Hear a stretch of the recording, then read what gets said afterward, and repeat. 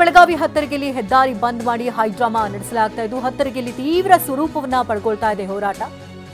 ಹೆದ್ದಾರಿಯಲ್ಲಿ ಟ್ರ್ಯಾಕ್ಟರ್ ಅನ್ನು ನಿಲ್ಲಿಸಿ ರೈತರಿಂದ ಪ್ರೊಟೆಸ್ಟ್ ಕೂಡ ನಡೆಸ್ತಾ ಇದ್ದಾರೆ. ಟ್ರ್ಯಾಕ್ಟರ್ಗಳನ್ನ ತೆರವು ಮಾಡಿಸ್ತಾ ಇದ್ದಾರೆ ಪೊಲೀಸರು. ಹೆದ್ದಾರಿ ಬಂದ್ನಿಂದ ನಿಂತಲ್ಲೇ ನಿಂತಿದ್ದಾವೆ ವಾಹನಗಳು. ದೃಶ್ಯಗಳಲ್ಲೂ ಕೂಡ ನೋಡ್ತಾ ಇರಬಹುದು. ಬೆಳಗಾವಿಯ ಹತ್ತರಗೆಯ ಚಿತ್ರಣ ಇದು. ಹೆದ್ದಾರಿಯಲ್ಲಿ ಏಕಾಏಕಿ ಟ್ರ್ಯಾಕ್ಟರ್ಗಳನ್ನು ತಂದು ನಿಲ್ಲಿಸಿರೋದ್ರಿಂದಾಗಿ ಆ ಭಾಗದಲ್ಲಿ ಸಂಚಾರ ಮಾಡುವಂತಹ ಬಸ್ಗಳಿಗೆ ತುಂಬಾ ತೊಡಕಾಗಿದೆ.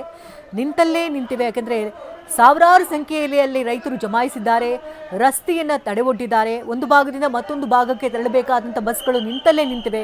ಗಂಟೆಗಟ್ಟಲೆಗಳು ಕಳೀತಾ ಇದೆ. ರೈತರಂತಿದ್ರು ಈಗ ಸರ್ಕಾರ ಏನು ನಿರ್ಧಾರ ತೆಗೆದುಕೊಳ್ಳುತ್ತೋ ಅದ್ರ ಮೇಲೆ ನಾವು ನಿರ್ಧಾರವನ್ನು ತಗೊಳ್ತೀವಿ, ರಸ್ತೆಗೆ ಇಳಿಯಲ್ಲ ಅಂತ ಹೇಳ್ತಿದ್ರು. ಆದರೆ ಏಕಾಏಕಿಯಲ್ಲಿ ರಸ್ತೆಗಿಳಿದ್ರಿಂದಾಗಿ ದೊಡ್ಡ ಮಟ್ಟದಲ್ಲಿ ಸಮಸ್ಯೆ ಆಗ್ತಾ ಇದೆ. ಈ ಬಗ್ಗೆ ಇನ್ನಷ್ಟು ಡೀಟೇಲ್ಸ್ ಅನ್ನ ಕೊಡ್ತಾರೆ ನೇರ ಸಂಪರ್ಕದಲ್ಲಿ ಸಂಜಯ್. ನಾವು ಗಮನಿಸ್ತಾ ಇದ್ವಿ ರೈತರು ಹೋರಾಟ ನಡೆಸಲ್ಲ, ಸರ್ಕಾರ ಏನ್ ನಿರ್ಧಾರ ತೆಗೆದುಕೊಳ್ಳುತ್ತೋ ಅದ್ರ ಮೇಲೆ ನಾವು ಡಿಸೈಡ್ ಮಾಡ್ತೀವಿ ಅಂತಿದ್ರು. ಈಗ ನೋಡಿದ್ರೆ ಏಕಾಏಕಿ ಹೈಡ್ರಾಮಾ ನಡೀತಾ ಇದೆ ಸ್ಥಳದಲ್ಲಿ. ಗಂಟೆಗಟ್ಟಲೆಗಳ ಕಡೆಯಿಂದ ಈಗಾಗಲೇ ಬಸ್ಗಳು ನಿಂತಲ್ಲೇ ನಿಂತಿವೆ. ಏನ್ ತೊಂದರೆ ಆಗ್ತಾ ಇದೆ? ಪೊಲೀಸರು ಅಲ್ಲಿ ರೈತರನ್ನ ಚದುರಿಸುವಂತಹ ಕೆಲಸಗಳು ಆಗ್ತಾ ಇದೆಯಾ?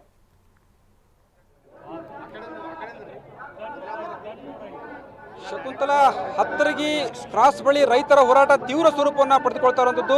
ಕಳೆದ 8-9 ದಿನಗಳಿಂದ ಪ್ರತಿಭಟನೆಯನ್ನು ಮಾಡಿದರೂ ಕೂಡ ಸರ್ಕಾರ ಮತ್ತು ಸಕ್ಕರೆ ಕಾರ್ಖಾನೆಗಳು ಸ್ಪಂದಿಸಿದ ಹಿನ್ನೆಲೆಯಲ್ಲಿ ಇದೀಗ ರೈತರು ಹೋರಾಟವನ್ನು ತೀವ್ರಗೊಳಿಸಿದ್ದಾರೆ. ಅದರಲ್ಲೂ ಕೂಡ ಇನ್ನೇನು ಕೆಲವೇ ಕ್ಷಣಗಳಲ್ಲಿ ಸಿಎಂ ಸಭೆ ನಡೀತಿದೆ. ಸಭೆಗೂ ಮುನ್ನವೇ ತಮ್ಮ ಒಂದೊಂದು ಆಕ್ರೋಶವನ್ನು ರೈತರು ವ್ಯಕ್ತಪಡಿಸ್ತಾ ಇರುವಂಥದ್ದು. ಹತ್ತರಗಿ ಬೆಳೆಯುವಂಥ ರಾಷ್ಟ್ರೀಯ ಹೆದ್ದಾರಿಯನ್ನ ಬಂದ್ ಮಾಡಿ ತಮ್ಮ ಒಂದು ಹೋರಾಟವನ್ನ ನಡೆಸ್ತಾ ಇರುವಂಥದ್ದು ನಾವು ದೃಶ್ಯಗಳಲ್ಲಿ ಕೂಡ ನೋಡಬಹುದಾಗಿದೆ. ಈಗಾಗಲೇ ಇಲ್ಲಿ ಸಾಕಷ್ಟು ಸಾವಿರಾರು ರೈತರು ಈ ಹತ್ತರಗಿ ಹೆದ್ದಾರಿ ಬಳಿಯಲ್ಲಿ ಜಮಾವಣೆಗೊಂಡಿರುವಂಥದ್ದು. ಕೆಲವೊಂದು ಶಾಂತಿಯುತವಾಗಿ ರಸ್ತೆ ಪಕ್ಕದಲ್ಲಿ ರೈತರು ಪ್ರತಿಭಟನೆಯನ್ನು ನಡೆಸ್ತಾ ಇದ್ರು. ಆದರೆ ಎಲ್ಲೋ ಒಂದ್ ಕಡೆ ಸರ್ಕಾರ ನಮಗೆ ಸ್ಪಂದಿಸಿದೆ ಒಂದು ಅನುಮಾನ ಬಂದ ಹಿನ್ನೆಲೆಯಲ್ಲಿ ರೈತರು ರಾಷ್ಟ್ರೀಯ ಹೆದ್ದಾರಿಗೆ ನುಗ್ಗಿಯಲ್ಲಿ ಅಂದ್ರೆ ಅರ್ಧ ಗಂಟೆಗೂ ಹೆಚ್ಚು ಹೊತ್ತು ಒಂದು ರಸ್ತೆಯನ್ನ ಬಂದ್ ಮಾಡಿ ಪ್ರತಿಭಟನೆಯನ್ನು ಮಾಡೋದೊಂದು ಕೆಲಸವನ್ನ ಮಾಡಿದ್ದಾರೆ. ಈಗ ಸ್ವತಃ ರೈತರೇ ಏನಂತಂದ್ರೆ ಹೆದ್ದಾರಿಲಿದ್ದಂತ ರೈತರನ್ನ ಬೇರೆಡೆ ಸರಿಸಿ ಒಂದು ಪ್ರತಿಭಟನೆಯನ್ನ ನಡೆಸ್ತಿದ್ರೆ ಸರ್ಕಾರ ಇನ್ನೇನು ಸಭೆ ನಡೆಸ್ತದೆ. ಸಭೆಯಲ್ಲಿ ಯಾವ ನಿರ್ಧಾರಗಳನ್ನ ಕೈಗೊಳ್ಳುತ್ತದೆ ನೋಡಿ ನಮ್ಮ ಮುಂದಿನ ಹೋರಾಟವನ್ನು ನಿರ್ಧಾರ ಮಾಡುವಂತ ಒಂದು ಮಾತುಗಳನ್ನ ಹೇಳ್ತಾ ಇದ್ದಾರೆ. ಒಂದು ವೇಳೆ ನಮ್ಮ ಪರವಾಗಿ ನಿರ್ಧಾರ ಬಾರದೇ ಇದ್ರೆ ಹೋರಾಟವನ್ನು ತೀವ್ರ ಮಾಡ್ತೀವಿ ಅನ್ನೋ ಮಾತುಗಳನ್ನ ಹೇಳ್ತಾ ಇದ್ದಾರೆ. ಮಾತಾಡಲಿಕ್ಕೆ ರೈತರಿದ್ದಾರೆ, ಅವರು ಮಾತಾಡ್ಸೋಣ. ಈಗ ಸಿಎಂ ಸಭೆ ನಡೀತಾ ಇದೆ, ಅದಕ್ಕೂ ಮುನ್ನ ಹೆದ್ದಾರಿಯನ್ನ ಬಂದ್ ಮಾಡ್ತಾರೆ ರೈತರು, ಏನ್ ಹೇಳ್ತಿದ್ರಿ? ಇವತ್ತು ರೇಟ್ ಫೈನಲ್ ಆಗತ್ತೆ, ನಾವು ಹೋರಾಟ ಏನು ತಗೊಳಂಗಿಲ್ಲ. ಇವತ್ತು ರೇಟ್ 3500 ರೂಪಾಯಿ ನಮ್ಮ ರೇಟ್ ಕೊಟ್ರಪ್ಪ ಅಂತಂದ್ರೆ ನಾವು ಹೋರಾಟ ಏನು ತಗೊತೀವಿ.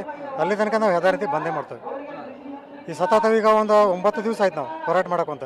ಆದರೆ ಇದುವರೆಗೆ ಆದರೆ ಸಿ ಎಮ್ ಆದರೆ ಇವತ್ತು ಮೀಟಿಂಗ್ ಕರೆಯೋದಾರೆ. ಇಷ್ಟು ದಿವಸ ಏನು ಮಲಗಿದಾರೆ ಸಿ ಎಮ್. ಉಸ್ತುವಾರಿ ಅವರು ಬಂದಿಲ್ಲ, ಯಾರೂ ಬಂದಿಲ್ಲ. ಬಂದು ಒಂದು ಇಲ್ಪ ನಿಮ್ಮ 3000 ನೀವೇನು ರೇಟ್ ಕೇಳ್ತಾರೆ ರೇಟ್ ಕೊಡ್ತಪ್ಪ ಅಂತಂದ್ರೆ ನಾವು ಎಂಥ ಹೋರಾಟ ಏನು ತಗೊತಿದ್ವಿ. ಈಗ ನಮ್ಮ ರೈತರ ತಮಗೆ ರೋಡ್ ಮೇಲೆ ಮಲ್ಕೊಂಡು ಮಳೆ ಗಾಳಿ ಬಿಸಿಲು ನೋಡಿದ 9 ದಿವಸ ಅದು ರೋಡ್ ಮೇಲೆ ಮಲ್ಕೊಂಡು ಅದು ಕರುಣೆ ಇಲ್ಲ ಅವರಿಗೆ.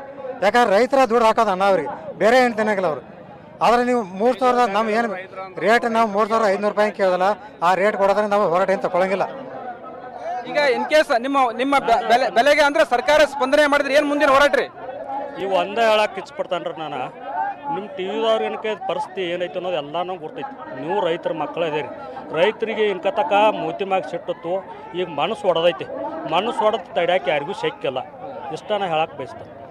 ಮುಂದಿನ ಹೋರಾಟ ಏನಿರ್ತದ್ರಿ ಸರ? ಈಗ ಈ ಬೆಂಬಲ ಬೆಲೆ ಇವತ್ತು ಘೋಷಣೆ ಆಗಲಿಲ್ಲ ಅಂದ್ರೆ, ಗಡುವೆ ಆಗಲಿಲ್ಲ ಅಂದ್ರೆ ಮುಂದಿನ ಇದೇನೈತಿರಲ್ಲ ನಾವು ನಿರಂತರವಾಗಿ ನಿಮ್ಗೆ ಹೇಳ್ತಾನು 365 ದಿವಸ ಸ್ಟ್ರೈಕ್ ಮಾಡೋಕೆ ಹಿಂದೆ ಸರಿಯಂಗಿಲ್ಲ ನಾವು ರೈತನ ಮಕ್ಕಳ್ರಿ. ಒಂದಾತ್ರಿ. ಎರಡನೇ ದಿನ ಗೊತ್ತೇನು ಸರ, ಇದು ಇವತ್ತು ಡಿಕ್ಲೇರ್ ಆಗಲಿಲ್ಲ ರೀ. ಮುಂಬರೋ ದಿನಗಳೊಳಗೆ ನ್ಯಾಷನಲ್ ಹಾವೇ 10 ಲಕ್ಷ ಜನ ಅಲ್ಲ 50 ಲಕ್ಷ ಜನ ಕೂಡಿ ನಾವು ಮಾಡ್ತೀವ್ರಿ. ಈಗಾಗಲೇ 25,000 ಶಕುಂತಲಾ, ನಾವು ದೃಶ್ಯಗಳಲ್ಲಿ ಕೂಡ ನೋಡಬಹುದಾಗಿದೆ. ಸಾಕಷ್ಟು ರೈತರು ಇಲ್ಲಿ ಸೇರಿಕೊಂಡಿರುವಂಥದ್ದು. ಬಹುತೇಕರ ಉದ್ದೇಶ ಅಂದ್ರೆ ಬಹುತೇಕರ ಆಗ್ರಹ ಒಂದೇ, ಸರ್ಕಾರ ನಮ್ಮ ಮನವಿಗೆ ಸ್ಪಂದಿಸಬೇಕು. ಕೇವಲ ಕಾಟಾಚಾರಕ್ಕೆ ಬೆಲೆ ನಿಗದಿ ಮಾಡಿದ್ರೆ ಸಾಲದು. ನಮ್ಮ ಪ್ರತಿ ಟನ್ಗೆ ಏನು 3500 ರೂಪಾಯಿ ನಿಗದಿ ಮಾಡಬೇಕು, ಅದನ್ನ ಸರ್ಕಾರ ಫಿಕ್ಸ್ ಮಾಡಬೇಕು. ಅಂದ್ರೆ ಮಾತ್ರ ನಮ್ಮ ಹೋರಾಟವನ್ನ ನಿಲ್ಲಿಸ್ತೇವೆ, ಇಲ್ದಿದ್ರೆ ಹೆದ್ದಾರಿಯನ್ನ ಬಂದ್ ಮಾಡ್ತೇವೆ ಅನ್ನೋ ಮಾತುಗಳನ್ನ ಹೇಳ್ತಿದ್ರೆ. ಇದು ಕೇವಲ ಇವತ್ತು ಮಾಡಿರುವಂತಹ ರಾಷ್ಟ್ರೀಯ ಹೆದ್ದಾರಿ ಬಂದ್ ಕೇವಲ ಶಾಂಪಲ್ ಮಾತ್ರ. ಇನ್ನೂ ಕೂಡ ಅಂದ್ರೆ ಸರ್ಕಾರ ನಮ್ಮ ಮನವಿಗೆ ಸ್ಪಂದಿಸದೆ ಹೋದ್ರೆ ಉಗ್ರ ಹೋರಾಟವನ್ನ ಮಾಡ್ತೇವೆ ಅನ್ನೋ ಮಾತುಗಳನ್ನ ಹೇಳ್ತಾ ಇರುವಂಥದ್ದು. ಸದ್ಯ ಏನಂತಂದ್ರೆ ಕೆಲವೊಂದು ರೈತರ ಮನವೊಲಿಕೆ ನಂತರ ರೈತರು ಏನು ಹೆದ್ದಾರಿದಂತ ರೈತರು ಇದೀಗ ಪಕ್ಕಕ್ಕೆ ಸರಿದು ಸರ್ವಿಸ್ ರಸ್ತೆಯಲ್ಲಿ ತಮ್ಮ ಒಂದು ಹೋರಾಟವನ್ನ ನಡೆಸ್ತಾ ಇರುವಂಥದ್ದು. ಕೆಲ ಹೊತ್ತು ಹೆದ್ದಾರಿಯಲ್ಲಿ ಸಾಕಷ್ಟು ಒಂದು ಹೈಡ್ರಾಮಾಗಳು ನಡೀತು. ಅನೇಕ ವಾಹನಗಳನ್ನ ತಡೆದು ನಿಲ್ಲಿಸುವಂತ ಒಂದು ಕೆಲಸವನ್ನ ರೈತರು ಮಾಡಿದ್ರು. ಮತ್ತೊಂದಿಷ್ಟು ರೈತರು ಯಾವುದೇ ಕಾರಣಕ್ಕೂ ಕೂಡ ಹೆದ್ದಾರಿಯನ್ನ ಬಂದ್ ಮಾಡೋದು ಬೇಡ, ನಾವು ಶಾಂತಿಯುತವಾಗಿ ಪ್ರತಿಭಟನೆಯನ್ನ ಮಾಡೋಣ ಅಂತ ಹೇಳಿದ್ರು. ಹೀಗಾಗಿ ಕೆಲ ಹೊತ್ತು ಈ ಹತ್ತರಗಿ ಕ್ರಾಸ್ನಲ್ಲಿ ಸಾಕಷ್ಟು ಒಂದು ಆತಂಕದ ವಾತಾವರಣ ನಿರ್ಮಾಣವಾಗಿತ್ತು. ಆದರೆ ಇದೀಗ ಮತ್ತೊಂದು ಕಡೆ ಅಂತಂದ್ರೆ ರೈತರು ನಾವು ದೃಶ್ಯಗಳಲ್ಲಿ ಕೂಡ ನೋಡಬಹುದಾಗಿದೆ, ಇನ್ನೂ ಕೂಡ ಹೆದ್ದಾರಿಯ ಪಕ್ಕದಲ್ಲೇ ನಿಂತಿದ್ದಾರೆ.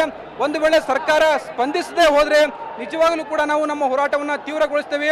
ಕೇವಲ ಇದೀಗ ಕೆಲವು ಸಾವಿರ ರೈತರು ಬಂದಿದ್ದಾರೆ, ಇನ್ನೂ ಸರ್ಕಾರ ಸ್ಪಂದಿಸಿದ್ರೆ ಇನ್ನೂ ಕೂಡ ಉಗ್ರ ಮಟ್ಟದಲ್ಲಿ ಹೋರಾಟವನ್ನು ಮಾಡ್ತೇವೆ ಅನ್ನೋ ಮಾತುಗಳನ್ನ ಹೇಳ್ತಾ ಇದ್ದಾರೆ.